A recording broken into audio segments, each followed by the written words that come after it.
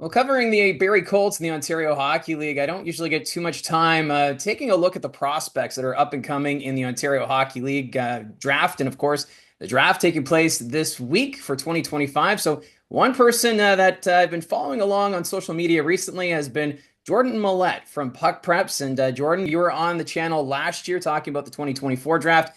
This year, it seems kind of different, especially with the NCAA rule change. Are you noticing any sort of ramifications from that vote coming into this draft? It's definitely among the Ontario side a lot quieter. Like last year, there was a lot of noise of, this player is going to the BCHL, this player is going to the USHL, this guy's like trying to work his way to like whatever team he wants to get to. It seems like a lot of that stuff has quieted down, at least on the Ontario side of the border. So kids are seemingly more staying locked into the OHL path, as you'd expect, because they can go to the NCAA down the road. The big change is potentially more Americans coming to the OHL, as again, they can play in the OHL for 2 years, then go to the NCAA. So that's something that I don't really have a full scope on, who may come, who may not come, and that sort of stuff. There's only so many kids I can pay attention to, but there is rumored to be quite a few Americans that are have their eyes set on the OHL pathway. Some that have even said no to the NTDP. So some big changes up here where we might see some high-end American players come to the OHL, which is always exciting when you get more talent flowing into the league. Yeah, it just seems as though since that vote back in the fall, there's been so many unknowns and twists and turns. And with the draft being here, our first time seeing how this is going to impact it. And it doesn't really seem like we have a clear-cut number one for the draft. Of course, the Peterborough Petes hold that number one pick. Do you have a sense of who that number one could be, or is it still up in the air? It seems like after the OHL Cup, Caden McGregor's name kept coming up a lot. He's someone that, just for the full story, was really battled illness in the first half of the year, was like hospitalized, like was really out of commission for a while. So being from Ottawa, like these big tournaments are really important. And when you miss like a key tournament or you're not up to speed, you can kind of fly under the radar a little bit. And that seems to be what has happened here. He's been lights out in January and February up here in Ottawa, and he's gone to the OHL Cup and really wowed people. So it seems like he's someone that has that momentum at the finish line. There is like the Jacko Wysiks and the Max DeLille, the Cameron Warren, the Charlie Murata. Those guys have been in the conversation all year. But Caden McGregor is someone who is gaining momentum near the finish line. It's kind of a multitude of factors of being in Ottawa, being, out of the lineup early in the season. So it's interesting. It seems like he might be the guy, but it seems like a guessing game still at this point. And it seems as though, with the OHL Cup now in the books, that tournament, it's that last chance for players to show what they're capable of in front of OHL scouts. We also just had the combine down in Oshawa the other day, so I think for fans, this is pretty exciting just to see the talent that's coming up and just not knowing who will be that number one pick or who will make up the top three. Yeah, it's giving me flashbacks to how I kind of felt about the '07 group 2 years ago. Of course, Michael Misa was already in the OHL and removed Matt Schaefer from this conversation because, he was obviously a cut above the rest of the class. But you think of guys like Brady Martin, Ryan Rubrick, Tyler Hopkins, Will Moore was maybe coming to the OHL. Like it's kind of that sort of thing where anybody can put those guys in any order, and you can look back in 2 years and be, in some ways I was right, in some ways I was wrong. You can make an argument that maybe Rubrick should have went higher, maybe Martin should have went higher. I think that's kind of the vibe with this group, where depending on the team, depending on what you're looking to add, like the makeup, the like typical, if you're looking for more physical, more skill, like there's a little bit of everything you can get in that top group. So very subjective, I would say. And at the OHL Cup this year, the Toronto Junior Canadians defeating the Don Mills Flyers in what was a very tight game, 3-2 final. And on both sides, a lot of potential talent that could find themselves in the Ontario Hockey League next year. Yeah, I mean, two excellent teams, and Junior Canadians traveling all the way from the wild card to the championship game is quite the storyline. They didn't qualify for the OHL Cup in the GTHL playoffs. That's always nice to see them find success. But yeah, you go up and down both their lineups, and there's plenty of top 2, 3 round players on both their teams. So when you have those two big programs going head to head in the final, it's always nice. If you're just a fan and go watch that one game, you get a pretty good idea of some of the talent available in the class. So them, the Toronto Titans are really deep as well. So as always, tons of talent in the in the GTHL. And Cameron Warren was one of those players with the junior Canadians who had a solid tournament. Do you expect him to maybe hear his name quite early in the draft on Friday? Again, it's tough to say. He's going to be my number one, but every team is looking for something different, and I can see why things could go one way or the other. I would expect this whole top five to go in the top five, but in what order is kind of a pull a name out of a hat sort of thing. When you're a 5'9" centerman, sometimes some question marks come in. But in my eyes, he's someone that like is always just pushing the pace, plays like 100% effort all the time, is fighting for pucks in the corners, and has all those, offensive skills and playmaking abilities, but just is like constantly going that little bulldog on the ice that is always winning pucks in the corners. He's not gonna, hit you in the corner, but he'll battle and come out with possession. So someone I've really liked, but I get other people having different opinion on those. I don't think he's like the clear cut consensus number one, obviously. And you mentioned the Titans, and one player to look at was Max DeLille. He's got his older brother playing with the Owen Sound Attack. They have the fifth pick. Do you think there's a good chance that we see the DeLille brothers reunited, or does DeLille get picked before that fifth spot? It's I so DeLille's from Ottawa.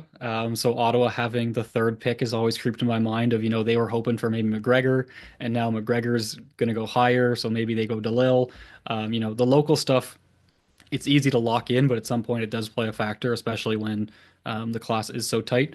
So depending on what Ottawa does, I could see DeLille being there at five for Owen Sound, but again, it's really tough. It really opens up after we see who Ottawa picks, I think, because that's where I think they could go DeLille, they could go Murata, they could go Warren, or I guess Warren could go too as well. But I think there's just so many options, and it's really it's really hard to tell.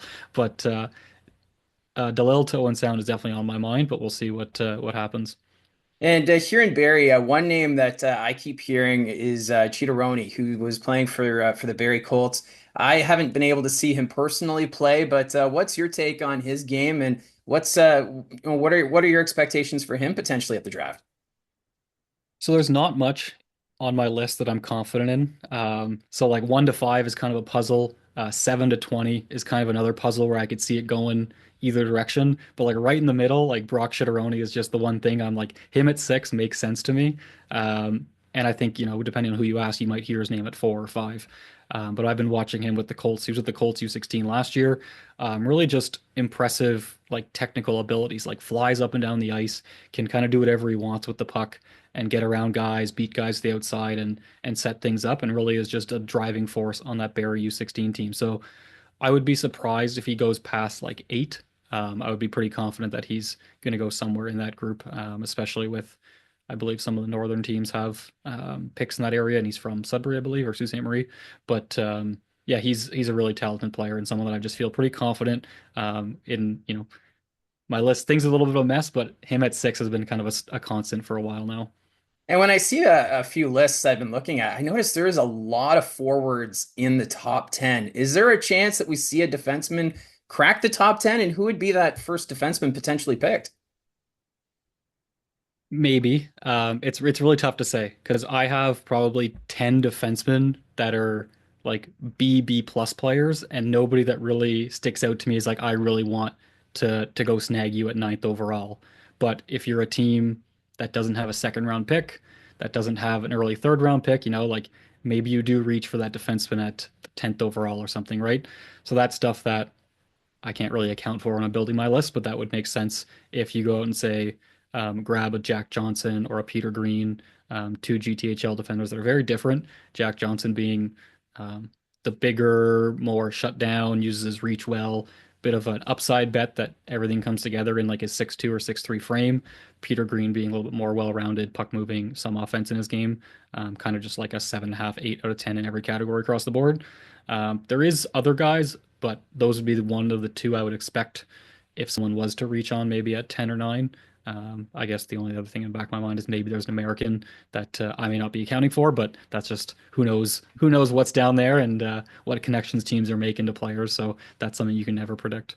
Yeah, the American wild card is just going to be fascinating to follow with the OHL draft. But what's also interesting is how the first round is 23 picks this year because three players had their rights traded before the regular season last year. Does that add any sort of a different dynamic when you're scouting and trying to put your list together? That there's 23 picks here in the first round as opposed to the usual 20.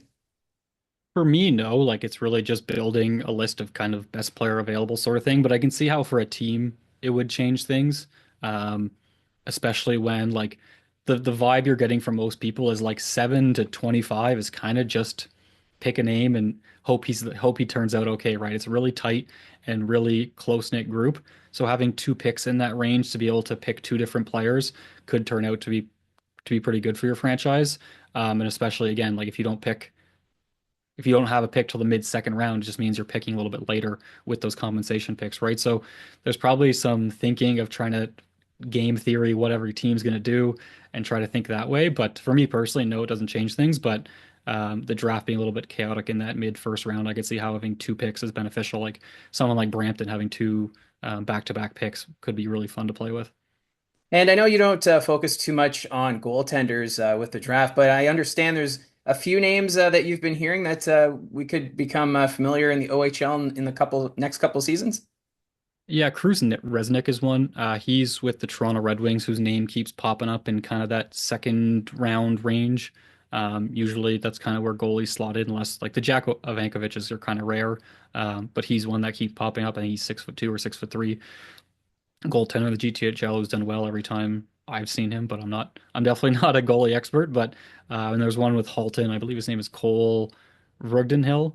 His brother was 2007 or 2008 last year. I'm sure I didn't pronounce that correctly, but again, another 6'3", 6'4" goaltender. And when you have those physical tools who, can move and shift laterally in the crease, that's what teams are looking for, right? So not a goalie guy, but the bigger goalies, there are some that are being talked about. So we'll see what happens on draft day and where they end up next year.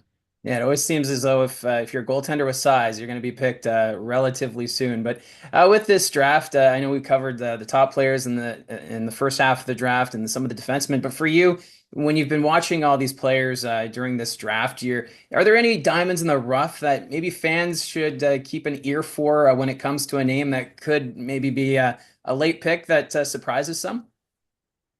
I mean, one that stands out to me is Alone Legelic. He plays in Vaughan Kings, and someone that I really liked early and have just gained like confidence in him and just been like, okay, I really like you. He's probably more like for me, like a late second, but might be a mid third round pick. Someone who has grown quite a bit over the year, but just really smart puck manager.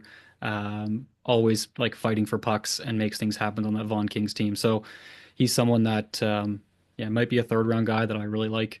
If we go deeper, like there's so many players that I could go through, but Nathan Miller is someone that is local-ish to Barrie. I guess he's more Owen Sound, but he might be like a fifth, sixth, even later guy that I just adore. Just really smart defenseman, can move the puck, can skate around everybody. And when you're playing on in Gray Bruce, who might not get the spotlight sometimes, unfortunately, you might fly under the radar a bit. So he's someone that might be a sixth, seventh round guy that I really like this season. So there's guys in every round that there's probably a third, fourth, fifth round pick that I'd show. Yeah, you're probably a good bet. But yeah, those are two that come to my mind immediately. No, that's terrific because you never know with the late round picks, a character guy might come forward. And we've seen that in the past too, where if you're a late pick, you still have your chance and your shot to make the Ontario Hockey League. So it is going to be an exciting time. And I guess for you, are you going to take a bit of a break from scouting or are you already preparing now for 2026? How is that working for you? I don't know. There's the U15 provincials, which start, I think, the same weekend as the draft. Like I went to that last year, but it was like 2 weeks delayed, so I might have to catch that one on video in a little bit. But hopefully take a break and then start chipping away at just getting to know the names. It's always helpful entering the year when there's 1,000 kids, at least to know who the names are to put a little star next to their name, so I'm not going on a wild goose hunt for 1,000 kids, right? So it's always nice to chip away early, especially over the summer, but not gonna bend over backwards trying to make sense of it all. Well, Jordan, I appreciate you coming on here talking about the upcoming draft. And, for a lot of us fans that we don't get to follow the younger talent as they come up, we much appreciate all the hard work that you guys are doing at Puck Preps. Perfect. Thanks for having me. So that's Jordan Malette from Puck Prep says getting ready for the 2025 OHL Priority Selection starts on Friday. We'll have the opening couple of rounds there, and then the rest of the picks will take place on Saturday. So it's a fun time of year for fans to stay tuned as to what prospects are up and coming, and we'll have to wait and see who gets that. Well, who will be the first overall pick of the Peterborough Petes? Sounds like McGregor might be the best bet at this point, but never count out a guy like DeLille, who's had a great run, and also with Cameron Warren, he's looked pretty stellar himself. And there's also Wysick, so a lot of options to choose from at the top. The draft is always fun just to see how the pieces fit, but we'll have to stay tuned. And once we finish the draft, I'll do a recap video here on the channel. So again, thank you very much for your support. Thanks again to Jordan for joining us here on the channel. Don't forget to hit like and subscribe. Talk to you again soon.